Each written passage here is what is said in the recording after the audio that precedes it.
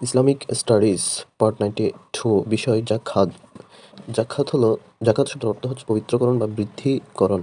যদি কোনো মুসলিম ব্যক্তি প্রয়োজনীয় ব্যয় বাদে নিসাব পরিমাণ সম্পদের মালিক হয় এবং তার মালিকানায় পূর্ণ ১ বছর অতিবাহিত হয়, তাহলে সেই সম্পদ থেকে আল্লাহর নির্ধারিত খাতে অর্থাৎ 2.5% বা 40 ভাগের 1 ভাগ দান করাকে জাকাত বলে। খারাজ খারাজ হলো ইসলামী রাষ্ট্রে ইসলামী রাষ্ট্রে অমুসলিমদের মালিকানাভুক্ত ও ভূ দখলকৃত জমি থেকে যে রাজস্ব আদায় করা হয় তাকে মূলত খারাজ বলে। একে ভূমি রাজস্ব বলা হয়। ঊষর শব্দের অর্থ হচ্ছে ১/১০। প্রাকৃতিকভাবে অর্থাৎ বৃষ্টির দান, নদী, ঝর্ণা, জমির উৎপন্ন ফসলের ১০ ভাগের ১ ভাগ এবং কৃত্রিমভাবে সেচের মাধ্যমে জমির উৎপন্ন ফসলের ২০ ভাগের ১ ভাগ জাকাত আদায় করাকে ঊষর বলে। এটি এসেছে সূরা আনআমের ১৪১ নং আয়াতে।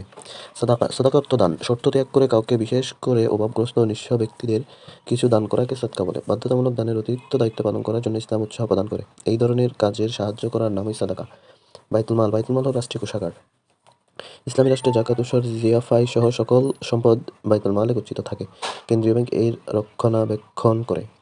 জিজিয়া ইসলামী রাষ্ট্রের ও মুসলিম নাগরিকদের নিরাপত্তার বিনিময়ে যে কর আদায় করা হয় তাই জিজিয়া কর। ইউরোপের পোল ট্যাক্স এর সমতুল্য।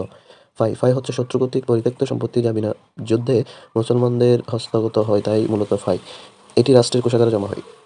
গনিমত অর্থ যুদ্ধলব্ধ সম্পদ। যুদ্ধে মুসলমানদের শত্রুদের থেকে যে সম্পদ দ্রব্যসামগ্রী লাভ হয় তাই গনিমত, যার 1/5 রাষ্ট্রীয় কোষাগারে এবং 4/5 ভাগ বা 5 ভাগের 4 ভাগ যুদ্ধে অংশগ্রহণকারী মুজাহিদদের মাঝে বণ্টন করা হয়।